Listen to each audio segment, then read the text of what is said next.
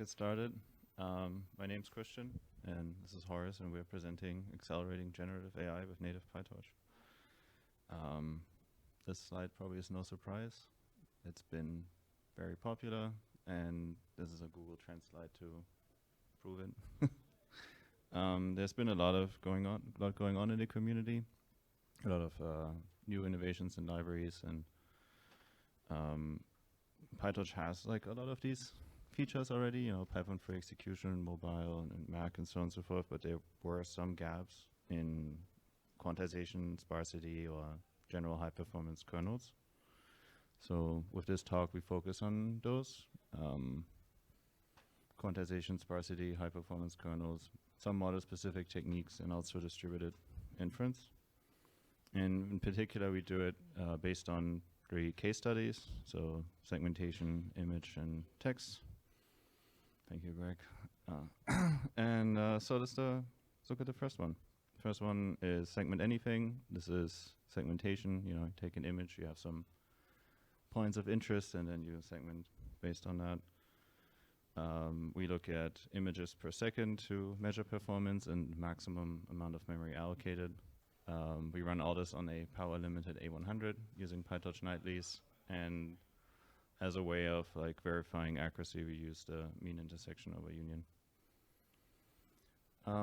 First thing we'll try is torch compile. You can use torch logs to like find graph breaks and recompiles and so on and so forth, and it's like a fairly easy thing to enable. Yeah, so this slide might take a second. On the left-hand side is vid B, which is the smaller transformer, and on the right-hand side you have vid H, which is the bigger transformer, has more parameters and also a bigger MOP. We run batch size 1 for the baseline in FP32, and then batch size 32. And first thing you do, you know, is like switch it from FP32 to some sort of half-precision data type, and then you apply compile, which already gives us like a nice 30% boost and like 20% memory drop. Cool. So the next thing we do is apply scaled-up product attention. Now in the nightlies it has flash attention v2 and memory efficient attention. Yeah? You can't hear me? Oh, I have to get really close. Sorry. So yeah, the next thing we applied was scaled-up product attention. You can use flash attention v2 and memory efficient attention through that. We ship those fused operators, but we don't develop them behind this unified API. And so that gives you your next boost, in particular for the smaller transformer, which is not as dominated by the MOP. But like also the drop in memory is pretty noticeable, and that's because we support like the fusion of the attention bias with memory efficient attention. Cool. Then the next thing, this is like going one step further. When you zoom out a little bit and you look at how the attention bias is created, you'll see it's the addition between 2 much smaller tensors. And now that we have like the custom library, like extension mechanism, you can just kind of take the tutorial code from Triton, do some small modifications, and yeah, that helps a lot. Getting rid of that materialization in particular helps a lot with like the memory for both of those transformers. All right, and then the next thing is after you know, for this model, you take your image, you encode it, then you take the encoded thing and you make predictions, but there's a variable number of annotations per image, and the annotations vary per, like the size of the image varies. And we have this data structure called nested tensors that you can use to like batch up these annotations in images. And while the encoder pads everything out to be a static size, the like mask decoder and the other pieces after don't. And with nested tensor, you can get like another nice boost. It doesn't help with memory because, you know, you're just batching, but it does help with performance. All right. And last but not least, we apply quantization. The nice thing about torch compile is you can just write these quantization routines and then like torch compile and fuse them into surrounding operations as well. the key thing really is like having a good int8 kernel, manual kernel. Yeah, that helps with the bigger transformer in particular because it's so like dominated by the MLP part. And then the other thing we released as well that's now available in the nightlies is the semi-structured sparsity. So yeah, it's a pretty simple one-liner as long as your weights are in that format, like 2 out of 4 zeros. 2 out of 4 values are 0. You can apply that, and that also gives you another boost. Yeah. Overall, you combine all these techniques, you get an 8x over the, FP32 batch size 1 baseline, or a 2x over the Torch compile baseline. And the code is actually available now, so you can just go on that segment anything fast, PyTorch labs, and look at what we did. Copy paste it, all right. We did kind of the same thing again for SDXL. We look at the amount of time it takes per image. We did not batch this. This is batch size 1, so we're just looking at latency. And we ran this on the GCP A100 that is not power limited. First thing you do again is apply compile. That gives you the kind of usual boost. And then this slide is a little bit weird because like SDXL was already using SDPA, but we did land like the new Fuse kernels and Flash Attention v2 and so on and so forth. So I just used this context manager to turn it off and then turn it back on to kind of see the performance improvement. And then we apply quantization again, which is the same code as SAM. It's like just one file with the int8 kernel in it. Yeah, and you get comparable accuracy. So 2.4 seconds is pretty good. Overall, like 2x over the half baseline. This code is not public yet, but it will be hopefully soon. All right. Now I'm handing it off to Horace. Hey, so I'll be talking about text generation. And so, over the past year or so, after ChatGPT came out, there's been a real explosion of text generation libraries in open source. And a lot of these have like made great contributions to the open source LLM inference community, like VLLM, llama.cpp, and MLC. And so, everybody's like a big fan of text generation nowadays. It's like a very popular like use case. But using these libraries kind of often requires significant learning new abstractions. It requires like learning more things. It's like more layers, more dependencies you need to take on. And so our goal today is we want to see how good of a transformer inference performance can we get using stock PyTorch and nothing else. So our listed goals for kind of what we're going to try to achieve are number one. We're only going to have 2 dependencies, so only PyTorch and sentence fees, because I need that for tokenization. We're going to aim for like less than 1,000 lines of code of only Python and only pure PyTorch. And then for performance, we're going to see how good we can do. We're going to see how far we can push the performance for latency. And so let's see how well we can, kind of achieve these goals. And some notes kind of on the setup is this code was originally ported off of LitGPT, kind of for like a simple transformer implementation. And the benchmarks are done like on an A100 80 gigabyte machine, again, power limited 330 watts and with kind of like a hypercube NVLink setup. And also finally, we are focused primarily on latency. So this is like the batch size 1 setting. It's like you can think of it as tokens per second per user. It's like, how fast a given request takes to come back. So, let's start with, how the performance of native PyTorch does here when you run transformer inference. And, it doesn't look very good. Like, you run it with like this kind of repo, and you're getting maybe like 25 tokens per second. And this isn't like, this is usable. You can, use it yourself. But, compared to like state-of-the-art like open source libraries for latency, it's far below, what you should be able to achieve. And so the first question is, why, like, where's like this really massive performance discrepancy coming from?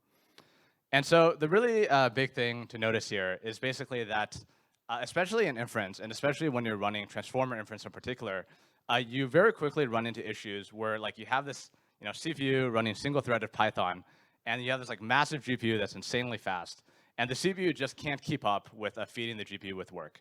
Like you can, the way I imagine it, you have like this little car like sending small pieces of work to the GPU, and then before the like CPU can go back and send another piece of work to the GPU has like long finished its work, and it's just waiting for more work to do. And so if you're in this situation, what can you do? And so the biggest thing to do is give the CPU like a bigger chunk of work to send to the GPU. So instead of just sending like one operator to the GPU at a time, the CPU can send like a massive graph to all execute on the GPU at once without needing the CPU to go like back and forth and feed the GPU with data. And so this allows the GPU to be much better utilized during inference, and so this leads to like a massive speed up. And so the easiest way to do this with a PyTorch is to use a torch compile. And in particular, if you use like mode equals reduce overhead, this kind of enables some additional optimizations for reducing overhead, and so this like makes a big deal. However, one thing I want to note is that unfortunately for transformer inference, it actually is a little bit tricky to apply torch compile properly to transformer inference. And so this is for a couple different reasons. The first one is that you have this like KV cache thing, which is kind of like a unique optimization to transformer inference that kind of has like state that's shared across runs. And so in order to like have efficient inference performance, you really want to use what's called a static KV cache, which basically means you like pre-allocate the KV cache upfront and you write into it. And so this is like this is not the obvious way maybe to write a KV cache. And I think a lot of people kind of run into issues where they kind of write the KV cache in an obvious way, and then it's not easily compilable. Another issue is that transformer inference generally has two meaningfully different stages. It has what's typically called like the prefill when you're processing the prompt, and then it has what's called decoding when you're generating individual tokens per second. And so actually, it turns out that like these two stages have very different computational properties. And so you actually want like slightly different compilation strategies for each one of them. So for example, with prefill, you often want dynamic shapes, which I just talked about earlier today. While for decode, you care more about like, it's more, you can get away with static shapes and you care more about overhead.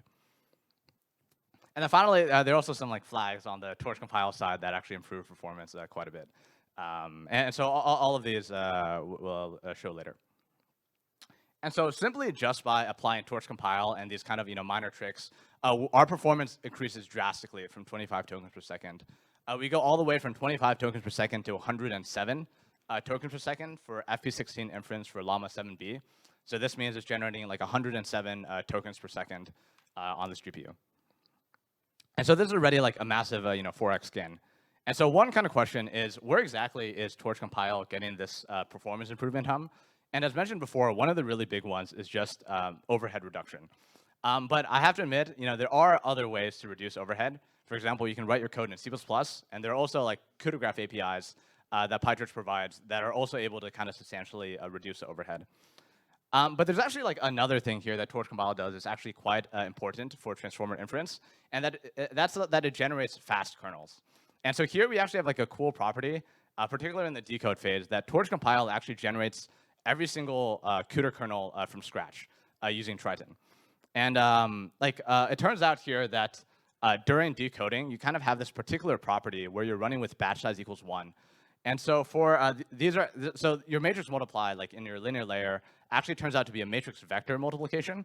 And so it actually turns out that the matrix vector kernels that torch inductor generates, or like torch compile generates, are actually quite a bit faster than those that you see from torch MM or like cuBLAS in general. And so this is also kind of significant performance gain over eager. And so you can see here, this is like the performance of the inductor generated kernel compared to like the one you get from torch MM, which is using cuBLAS under the hood.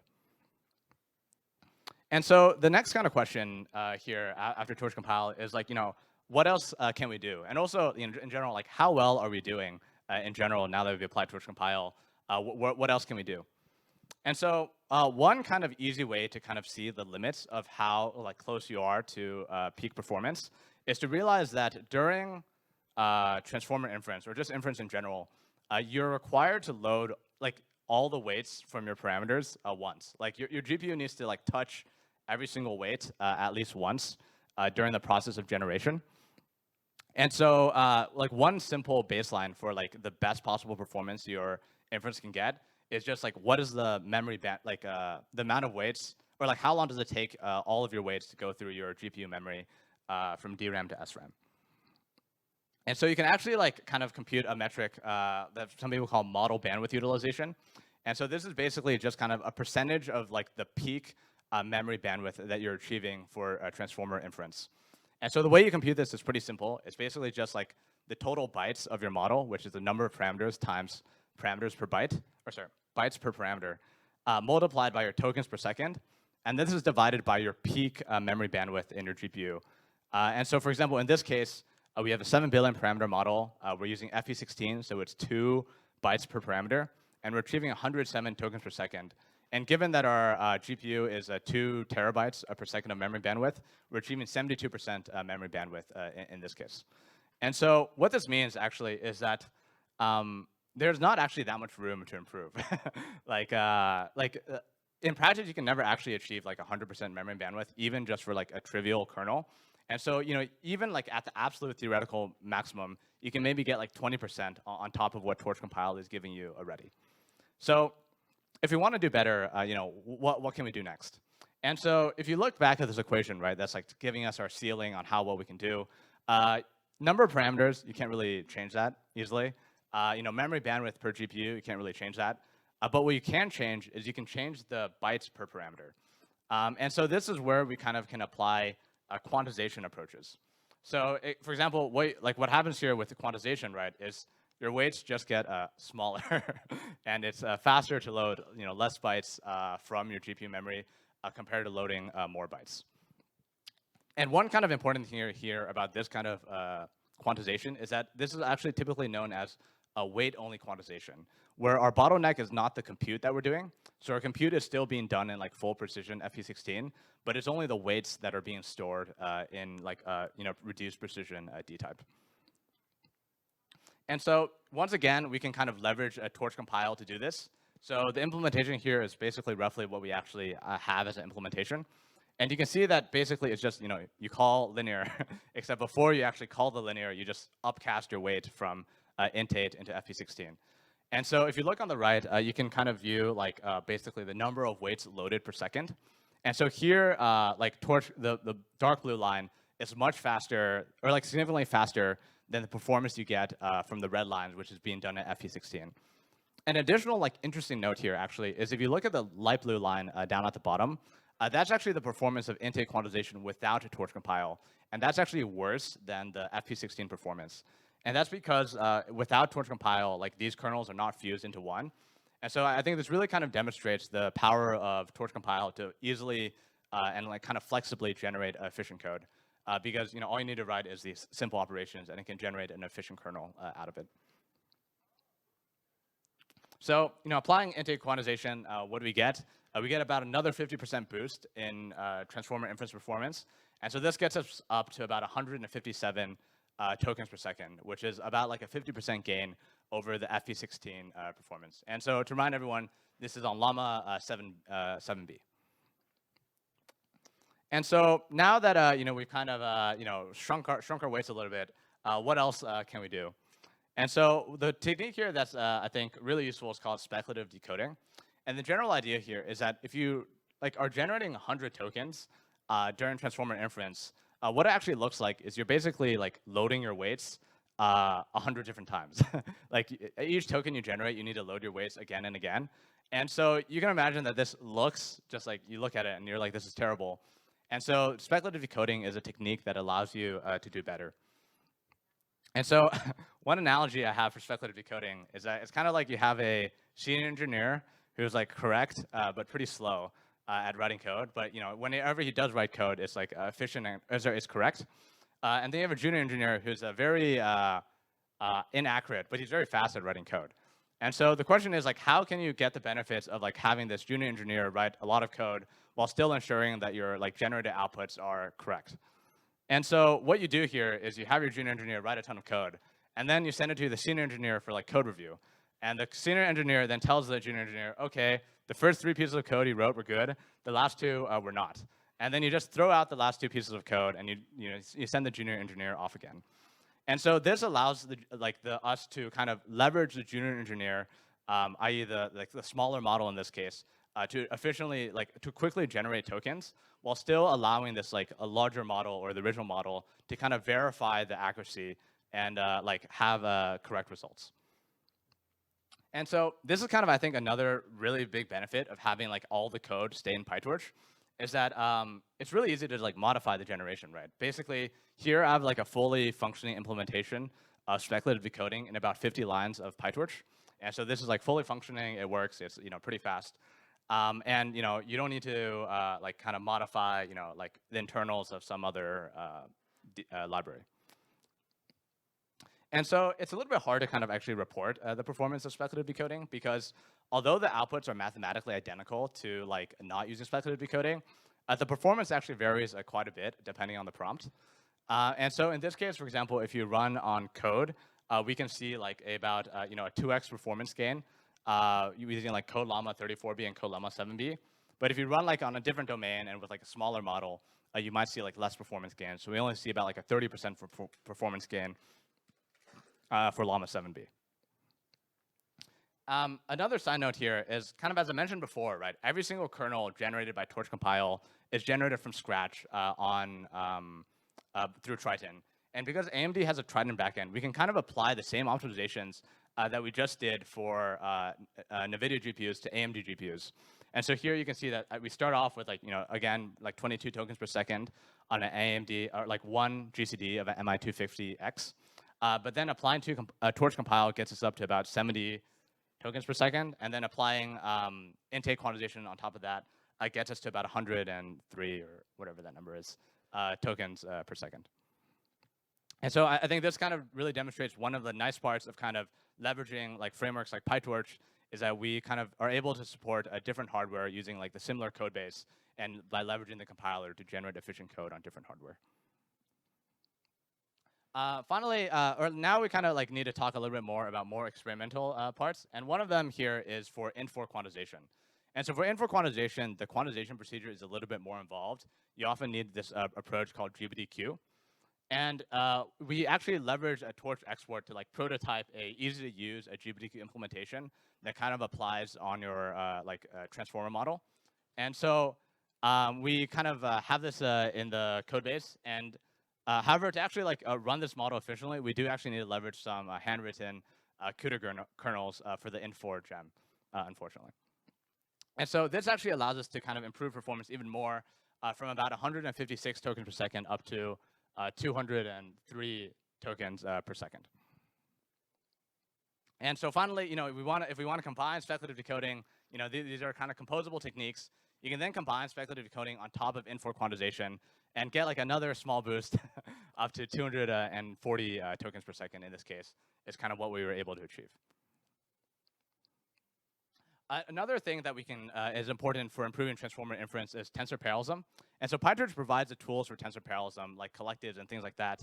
And these also work with Torch compile together. And so actually, implementing tensor parallelism in this case is very simple. It's basically, in addition to the modeling code, it's maybe another 120 lines of Python. And so in principle, all you're doing is you're just inserting this all reduce at the end of your transformer block. And that's basically all you need to do to achieve distributed transformer inference. And so you can see that, once again, applying compile, we're able to get up to about 47, 48 tokens per second on llama 70b in this case. And applying intake quantization gets us another small boost up to 56% quantization. We are starting to get a little bit bottlenecked by communication time. And so putting these all together, what does it kind of look like? So the original generation with llama 7b eager looks like this. We're generating at about 25 tokens per second. And so this is pretty smooth, right? But it's not that smooth. It's not really that fast. And so for now applying kind of optimization together, we're able to generate llama at much faster at around 73 tokens per second.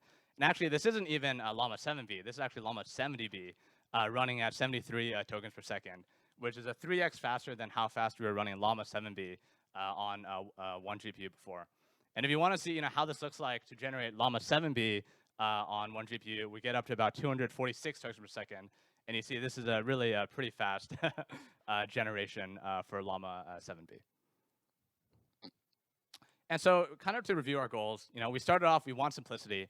And so if we kind of add up our total lines of code, we have about 760 lines of code total of Python, split between the modeling, the generation, which includes speculative decoding, and the tensor parallelism code. This does not include quantization, which is a kind of separate deal. The performance is very good. We achieve up to 241 tokens per second for Llama 7B, applying compile plus int4 quant plus speculative decoding, and retrieving about 80 tokens per second with tensor parallelism plus int4 quant plus speculative decoding, all these techniques together. And so the kind of takeaway here is that by kind of utilizing native PyTorch tools, we can both obtain simplicity plus ease of use plus kind of state-of-the-art performance in these models, and all of this, in not that many lines of code. And so kind of to wrap up the kind of general theme of Christian and I's talks, is that basically PyTorch native already provides many of these tools together, like quantization, sparsity, compilation, speculative decoding, and tensor parallelism. And these are all kind of wrapped together with Torch compile to generate efficient code. And so we're able to kind of get the best of both worlds. We're able to get both ease of use as well as kind of state-of-the-art performance on generative AI. And so all these methods are available in PyTorch Nightlies, and all the examples will be coming soon to github.com/PyTorchLabs, hopefully soonish. And available today is Segment Anything Fast, and the diffusion and the GPT repos will be coming soon. Thanks for your time.